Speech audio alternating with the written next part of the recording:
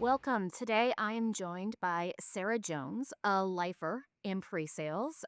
She currently leads the global solutions team for Sitecore after a long run at SAP and Zendesk. Welcome, Sarah. Thank you, Katie. Delighted to be here. Let's start off with just a bit of an introduction about yourself, your career, what got you into pre-sales and led you on this path of being a lifer. Sure. Okay. I sort of fell into pre-sales many, many years ago. It was a job that had a description of product engineer.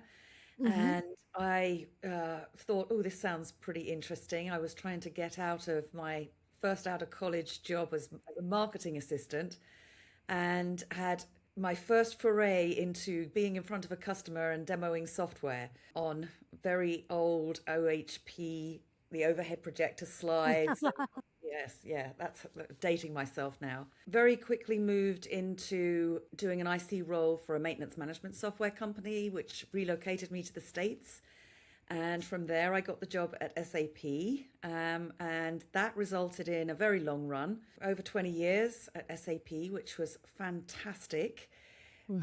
Almost half of it was as an individual contributor, and I moved into leadership there and then had a different role every couple of years, supporting geographies, territories, industries, line of business, a transformational assignment in China, and finishing up managing the customer experience line of business at SAP before I went and left to join Zendesk. Did a couple of years there, and I'm now celebrating just over a year at Sitecore.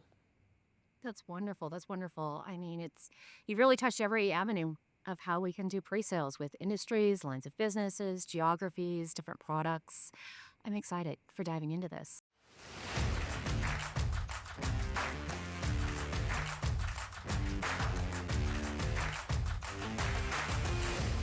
Let's start off with diving into your leadership approach. Can you share a little bit about your journey into leadership and some of the principles that you bring that forms who you are as a leader? I started my leadership journey at SAP, actually. I'd been an IC, an individual contributor there for 9 years. Absolutely loved the role.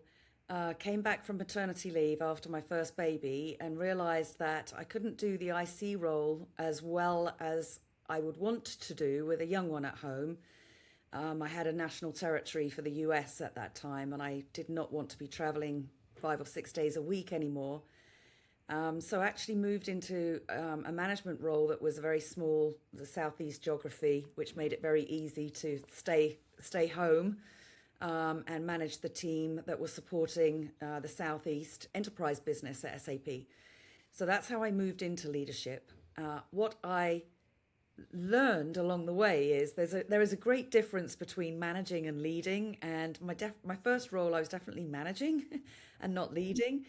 It took a lot of great role models, both good and bad, actually. I will say I learned a lot about leadership from some of the worst managers I've encountered in my career, as much as I've learned from the best. I take inspiration from the best of the leadership that I have seen. So I try to embody those traits, the common traits I see through the best leaders I've interacted with. So that is things like empathy, trust, transparency, communication, collaboration, not hogging the limelight, but giving your team the opportunity to shine whenever they can, making sure that they care for the individual, and passion. That's one word that consistently comes up when people use to describe me is, she's a passionate individual, and I wear that with a badge of honor. But I definitely learnt as much about leadership of what I didn't want to be from those bad leaders. I think I take the same. There's some leaders who I thought I would wish they would have communicated more with us and shown us really what they were doing behind the scenes. Or I love the way that this leader communicated and programized things. And I want to bring that forward. So it's a great, perfect kind of mix. Yes.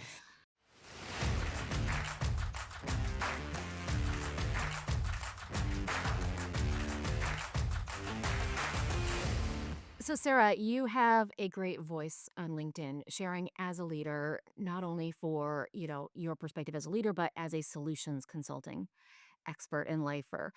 How did you start to develop this voice? What goes into what you want to share? I know so many times I meet people who would like to be sharing more and find inspiration from it, but don't know where to start or what would be meaningful to do.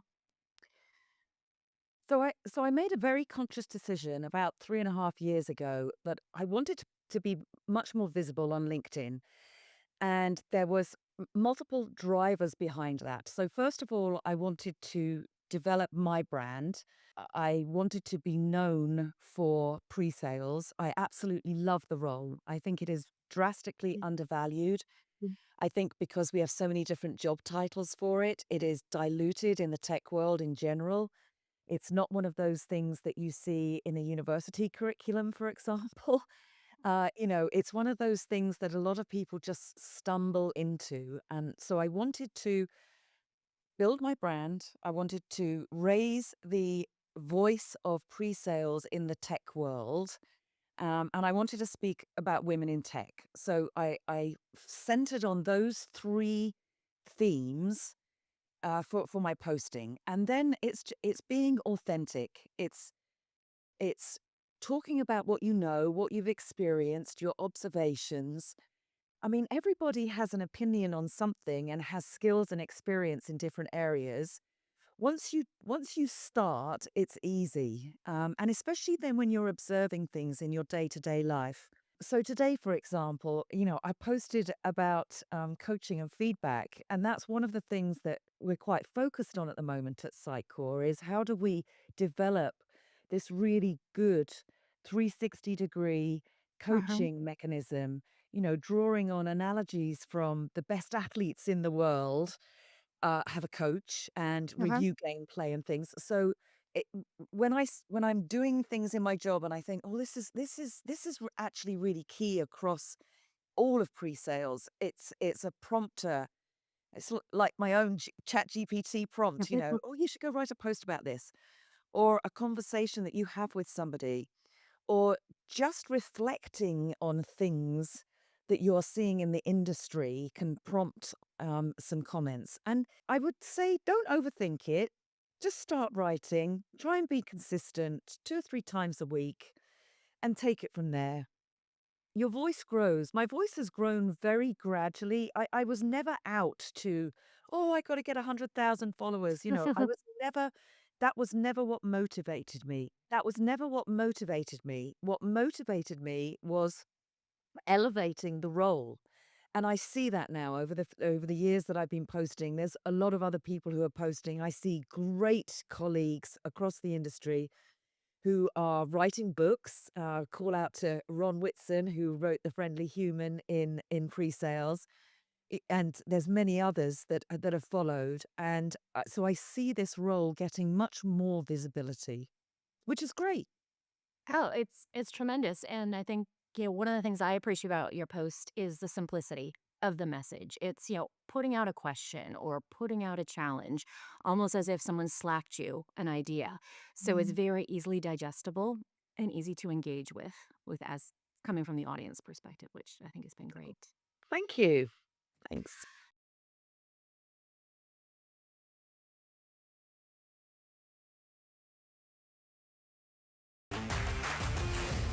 So I know, as a lifer, you've seen a lot of the evolution of our role and the changes that have happened. When I first accidentally fell into pre-sales myself as well, it was you were called pre-sales specialist. And then we became solution architects when we were a lot more technical. And then we became solution consultants. And now there's even been a move to be more like solution advisor, where we're really embracing not just the functional, but a lot more of advising our customers and how we operate in the business.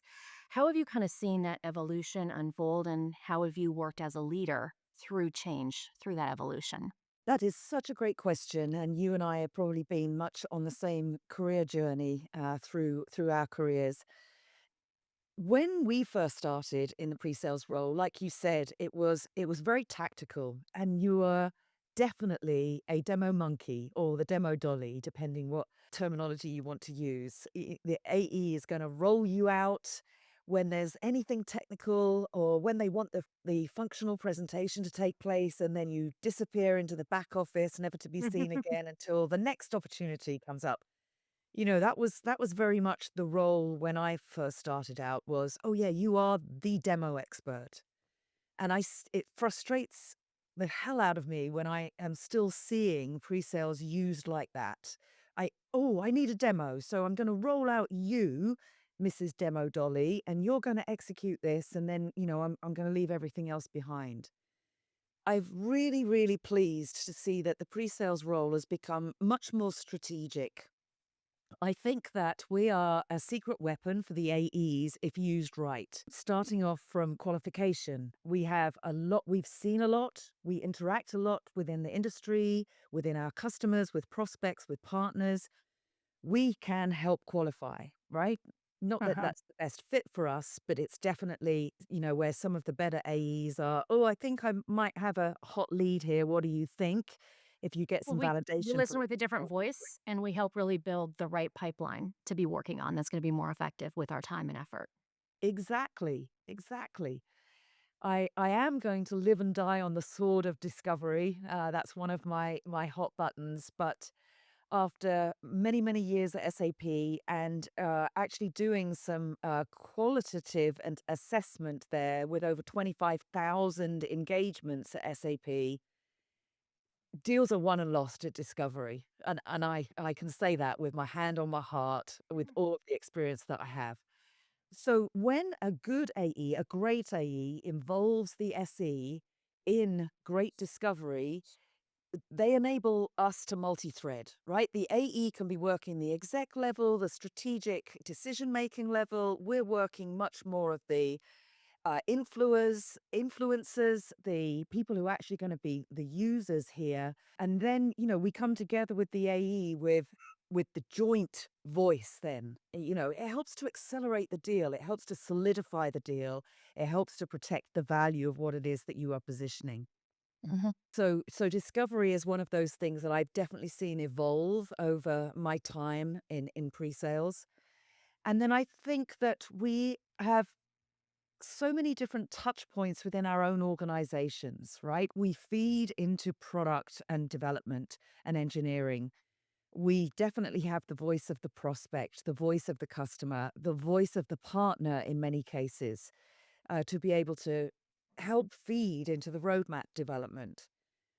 We're a best friend for marketing because we are the best resources to put on stage for all of the events. We're best friends of the channel because many times we can help the partners with their engagements, their customer interactions, Uh-huh. what it is that they're trying to do to grow their business, because at the end of the day, it's going to help our business. We're a friend of the implementation team because they need to know everything that we've sold, be that a partner or an internal team.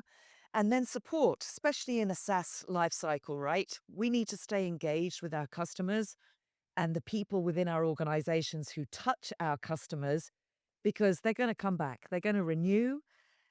Hopefully, they're going to expand. You want to get them adopting new stuff. You want them rolling out. You want them to become an advocate for you. A raving fan is, I think that's a McDermott term. I absolutely love when our customers become raving fans and are willing to participate in a LinkedIn post. They're willing to be on stage at your customer events, Mhm. all of those good things. And SEs are integral in all of that. We touch all of that. It's become a very strategic linchpin in an organization if we're utilized in the right way. Mhm. When I was at SAP, we made a conscious decision to rename the role solution advisor, which really meant embracing the mindset of am an advisor on all capacities. So it's not just a functional product advisor, but now I'm truly advising, as you said, partners and customers and success and sales, and really thinking about that in how I bring and show up to work. Yes, I think that's a great title. It's one of those things in the industry. I know you've had different roles within the tech world, so you've been called lots of different things. I've been called lots of different things. I really wish we could standardize on one. That would be nice.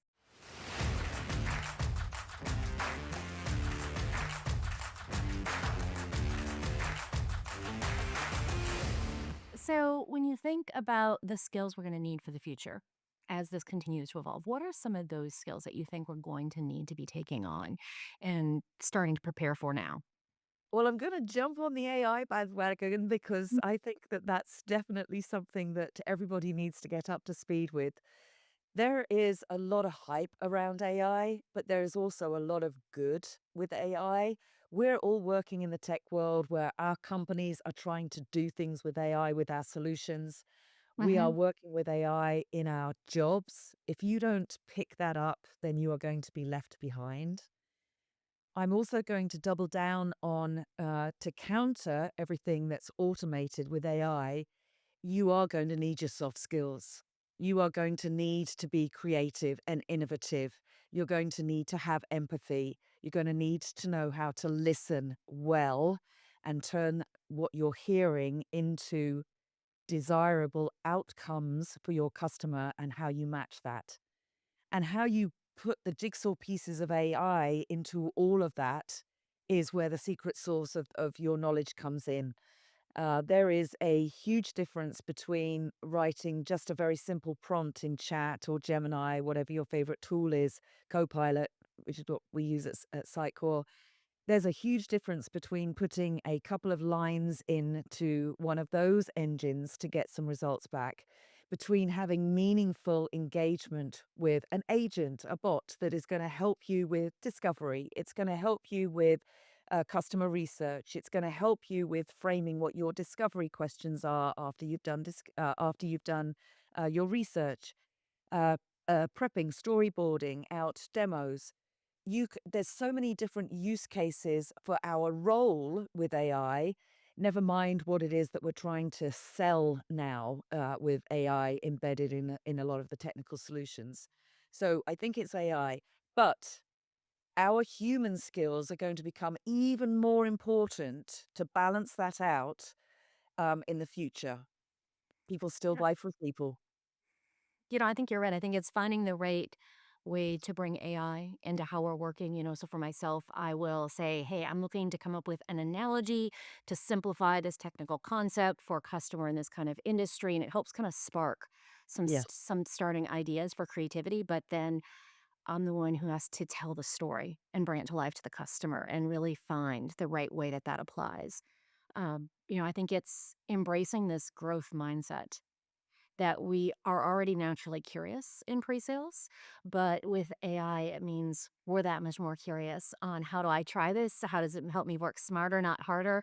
And how does it change how I connect with customers? Because it's a different conversation in talking about AI, and I'm even seeing a different way that customers want their experience to be because of it. yes, yeah. I think there's still a lot of fear, uncertainty, and doubt, especially in certain market segments, healthcare, financial services. There's some trepidation around that as it relates to privacy and security. Um, but I think that what our customers are really looking for is a guarantee that we are providing ethical AI. And I think the other thing that I see us in solution consulting having a great opportunity for is to help our customers make sure that as we're solving for AI, we're solving it with value. We're really Yeah, eyes listening for where is there pain and a problem, but also what's that impact going to be. And when I think about great solution consultants, it's the ones that double click on and what does that mean? And okay, it's yes, easier. Great. Well, what will that allow you to do? What does that mean with your time? And just, making sure that we're not just investing in AI to say that we're doing AI, but that we're really doing it with intention and it becomes a result that we can build a better business case on. absolutely. Totally agree.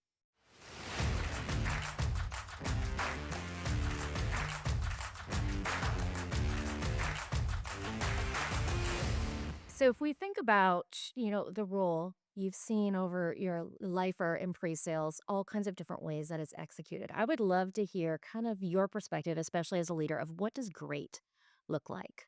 Oh, this is a highly debated topic, I think. I think great looks like when you mix your geeky techie geek self with your showman self, right? I think the very best SEs that I have worked with, that I manage, that I have seen in my lifer in the pre-sales world, the very best know are technically curious, right? They want to understand how it works. They want to peel back the onion layers and really drill down on the details of the tech. But then they take the showmanship side of themselves, the bit that you're on stage now and you're performing. They take that bit of themselves to be able to understand the technology that is married to what the customer is trying to achieve. And that's a skill, I think, because we naturally love our tech. We're proud of our tech. We want to show everything. The great SEs know that it comes with restraint, that I'm only going to show 20% of what our solution capabilities are to this customer because I know 20% of our solution is going to solve that pain to get to the desired outcome that I learned through discovery. And it takes skill and experience to be able to do that, to be able to be that active listener, take all of your techie geek knowledge, elevate it up to the right messaging, to the right people with the right content, right? Those are the great SEs. Hmm. Yeah, I think that is a great way to summarize of knowing what amount of information to communicate. Exactly. I know when I first started, I'd come from a training background, and so I was eager to explain everything on the screen and kind of left to right, top to bottom. And I think some of the best advice I got was, thinking about what does the customer need to know now. A first demo versus a deep dive is going to have a very different amount of information that's communicated. And then being told, whenever you're asked a question, take your hands off the keyboard. You don't need to jump to show it. And then finally, sometimes the answer is just yes. Those are three nuggets, Katie. Thank you for sharing them again with everybody.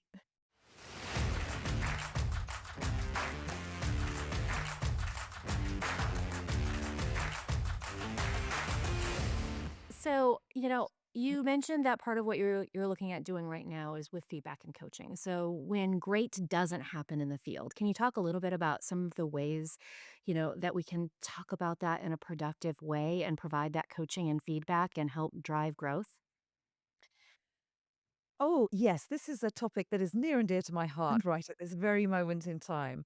We've introduced a couple of tools, like a demo rubric that we've got for our SEs to be able to have conversations with their managers after they've done a demo, especially the virtual ones. It's really easy to dissect something that is being recorded out there.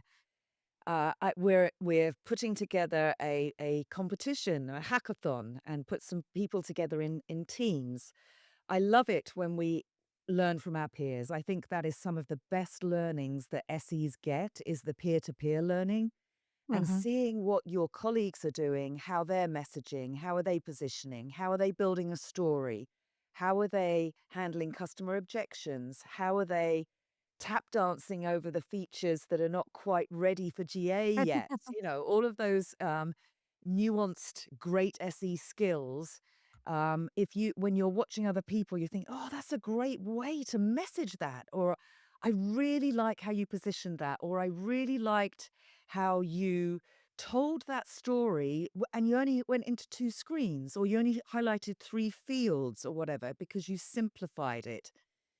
There's a whole melting pot of those actions that we're doing right now to try and collectively raise the bar of the team. I highly recommend this.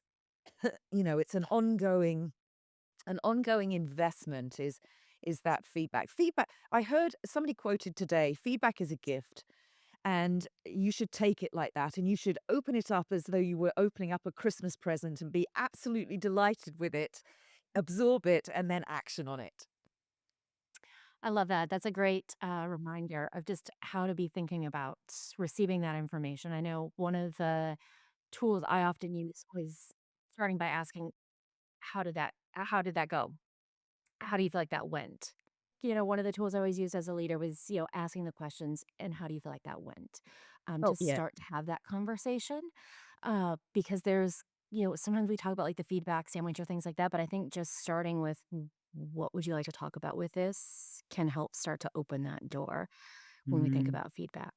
That is a great first question to ask, is to actually see what your own assessment of something is. I know that once I've given an all hands or I've done a meeting or I've had a customer engagement myself, afterwards I'm thinking, yeah, I think I rate myself a 7 out of 10 because I think I could have done this, this, and this better. And then when you have somebody else to bounce off your perception, maybe there's something else that you missed that, you were so focused in on the two or three things that you thought you had messed up, but maybe there's actually something else that is should also be on your radar screen. So that's such a great question to start with.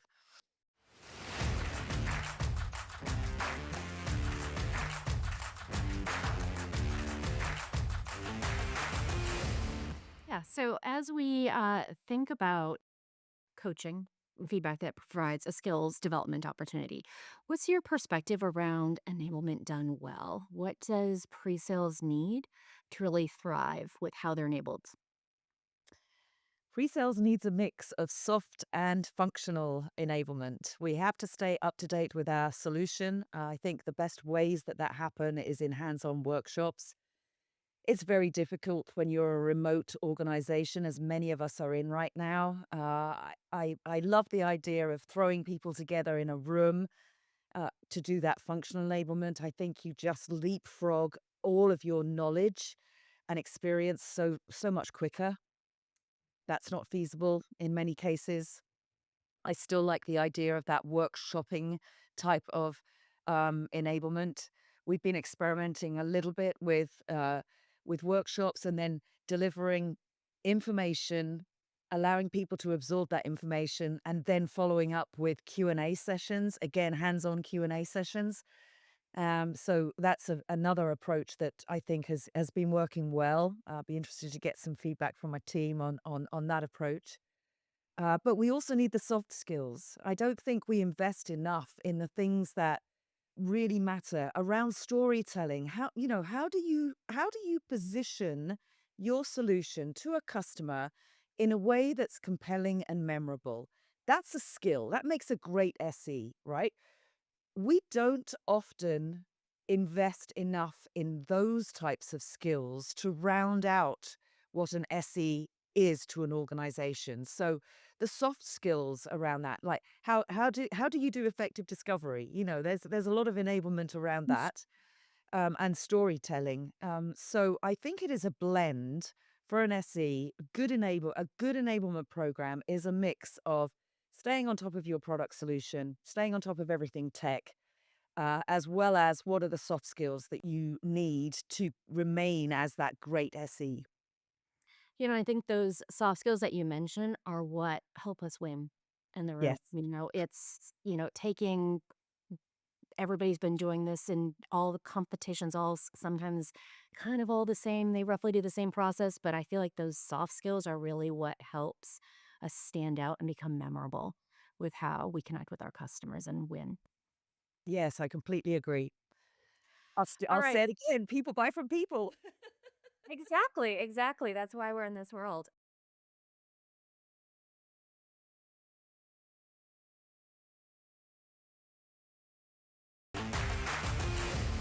Discovery. This is your big passionate thing. You said, discovery shouldn't just be setting up the demo. Can you talk a little bit about your point of view with discovery? What put you on this path? What put me on this path is seeing and getting frustrated with a lot of SEs who are using discovery to collect metrics and data points to be hands-on the keyboard prepping for a demo without really understanding what it is that they're prepping for, right? So there there is a huge difference between collecting metrics and data so that you can build out what your demonstration is going to look like versus understanding what the customer is trying to achieve and then building your presentation mapped to that. So it takes it discovery is a skill in its own right. I don't think we spend enough time in enabling SEs in this. Being able to politely push on a customer to get to root causes is a skill, right? You I talk about the 5 whys. You hear something back from the customer and you want to say you want to drill down further, right? But it can feel like you're a 5-year-old child if you're going, well, why? Why do you need that? And why is that going to be impact you? And what's the outcome? And but there is an art to being able to get down to root cause elements that help to solidify your business case. Because at the end of the day, you want the customer to spend money with you. You want the value of your product to be reflected in how much money they're going to give you. You can only marry those two together if you understand what it is the customer desires are. What's the outcome? What's the expected outcome? What are they hoping to achieve? Is it more revenue? Is it a better competitive positioning? Is it cutting costs? Is it more customers? Is it market share? Whatever it is that the customer is hoping to achieve with your solution, you have to be able to demonstrate in a way that gives them comfort that you understood their pain. You understood the journey to what it is that that outcome needs to be. So discovery is not a 20-minute, let me collect some data and metrics. It's often over a couple of different sessions with different stakeholders at the customer to be able to get that, because you need to triangulate the information and you'll get different pieces of that, the view of the expected outcome from different stakeholders within your customer. And I think, number one, AEs and salespeople, they vastly underestimate this stage. They can't wait to go from, I've got a hot lead, got to show them something, right? Without recognizing that that pivotal piece in between those two steps is going to win or lose you the deal.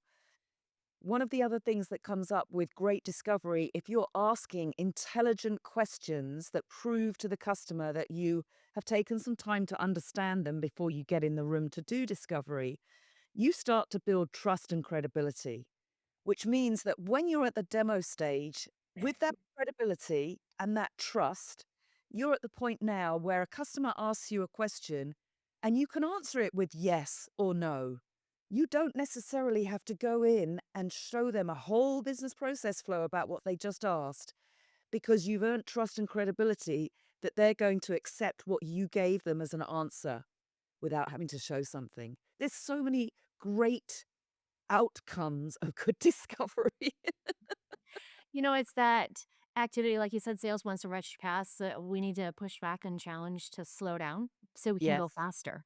Because, Yes. we build trust. We are more effective in whenever we're connecting with our customer, because you also only get one shot for a first impression. And if we walk into a demo and we just show something generic that does not hit the mark or doesn't solve the right problem, we don't necessarily get a second chance to fix that after we Exactly. learned more later.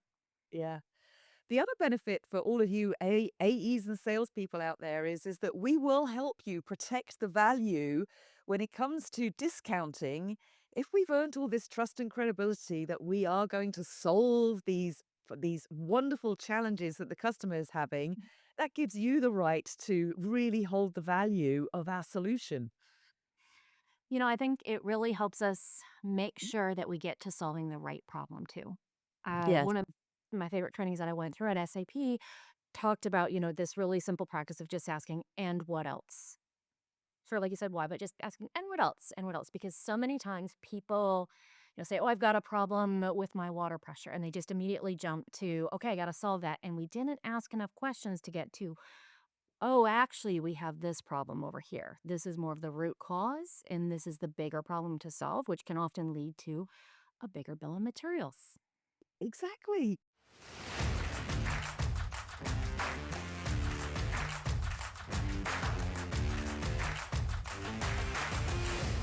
So, why do you think teams stop at, much more of that kind of checking the boxes of I did a quick 20 minutes, I learned what systems they used and a couple of other questions, and they don't push into that deeper discovery? Is it they don't know how, or why do you see that miss happening? Multiple reasons why. A lot of it is AE centric because the AE could only get us 30 minutes with the stakeholders that we needed to speak with. I think a lot of it as well is bandwidth of what the SE is juggling. Many times you don't have just one AE that you're supporting. You've got multiple AEs, you've got multiple customers, you've got multiple opportunities that are running through at various different phases in their cycle. It's bandwidth. I think there's some of that. I just don't have time to, like you said, slow down to go faster. I think there's some of that, and I think there's some enablement as well. I think when you first come into an SE role, you don't understand the nuances of great discovery, like we've covered already. Don't think you understand the nuances of you being a pivotal cog in the wider organization. There's I think you think of pre-sales when you first come into pre-sales, you think of pre-sales of, oh, I'm the technical salesperson. I'm the one who should know the software and be able to talk to the customer about it. And that's your frame of reference for the role without knowing actually it's a lot more than that. So I think it's a combination of all of that, Katie. I think there's making sure that we're having the conversation with the right people. If we only get that 20 minutes of making sure that we have the right people, I think a lot of times we assume the right people get invited to a call and maybe the customer didn't know who to bring or sales didn't ask. And it's a really easy way we Yeah. can make that 20 minutes effective for us. And then I think it's also, and this is part of what I love about our job, is being comfortable with the uncomfortable. If I'm gonna put some questions out there, it might be dead silent for a minute. I might ask a question like, "No, we don't have any problems with that," and then we might almost feel like they're offended by it. But part of what is great when we're in the room is being able to be uncomfortable and set in that, and then be agile and adapt, which was what great discovery is for me. Yes. Yeah. I Yeah. think you summed that up beautifully. Do you have one favorite discovery question that you're always just like, if you can just ask a few things, this is what I want to make sure you're knowing? Uh, well, it always starts with why. It depends on.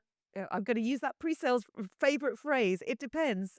Yes, it depends on what that customer is trying to achieve. Basically, I don't really have. My favorite used to be, what is it that's keeping you up at night? But that's got so cliched that I had dropped that from my vocabulary. I think if I was going to sum that up in a nutshell, it would be what would you get professionally and personally if this problem was solved for you? That's a great one. I love that. Because sometimes, so you don't know what's going on in someone's life. It might be that the particular pain you're trying to solve is keeping them from leaving on time to enable them to go watch a soccer practice of their kids, right? So that's the personal thing. And if you can tug on that emotional heartstring with how much better their life could be, not just professionally, but personally, and you can put the two together, I think it makes a huge difference.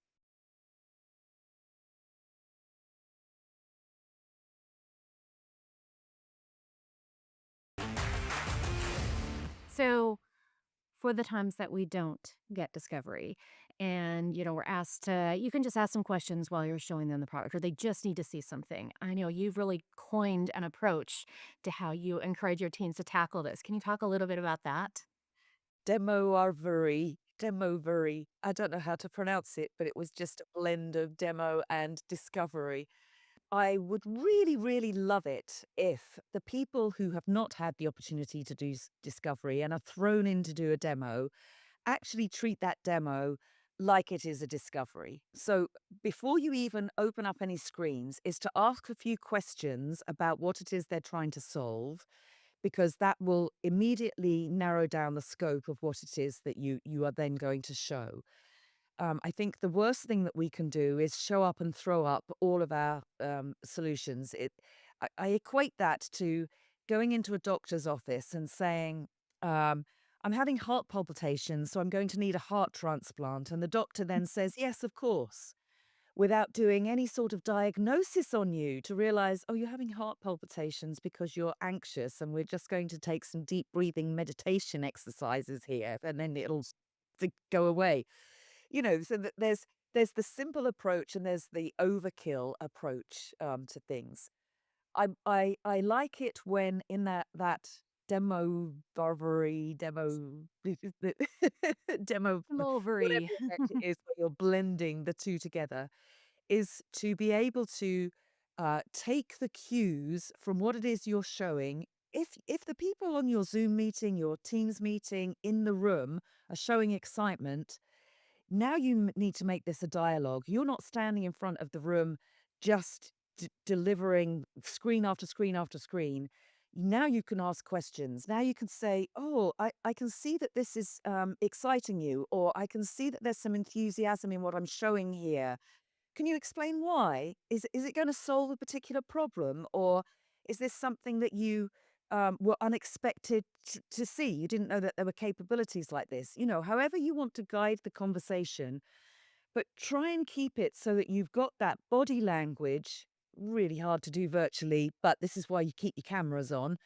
Uh, g- Check the body language. What's the reaction to what it is you're showing? Pivot really quickly. Take the cues from your audience.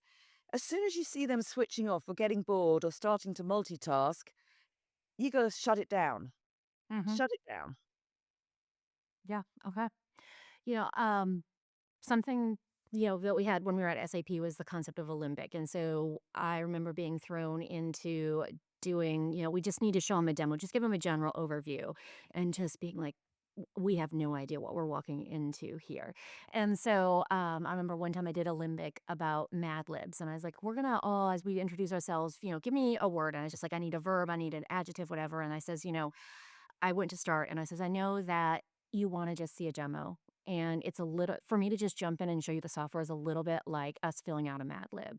There's going to be some funny words. There's going to be some missteps. There's going to be a lot of things that just don't make sense because they're in the wrong place because we don't have the context. So I will show you an overview of some of the things I think are going to make sense, but I want to make sure we have a conversation about this and really setting that stage of what we're going to do, because otherwise we could just completely miss the mark or we could expose a big error that's not going to be the right path for us. I love, love, love that, Katie. So have you seen this demovery or just this push for better discovery impact the sales experience and the culture of what you're building with your teams? Well, number one, it's an absolute last resort because I am trying to get my teams to push back on their AEs to get proper discovery done. Like I said, it's a sword I'm willing to die on. Yeah, we're trying to build that muscle on both sides, the SEs and the AEs, do discovery properly, and it's really going to help you throughout the rest of your customer engagement life cycle, right? Mhm. Right from trying to get an initial deal to all the way through to renewals and expansion. It's so invaluable. So it is most definitely a last resort.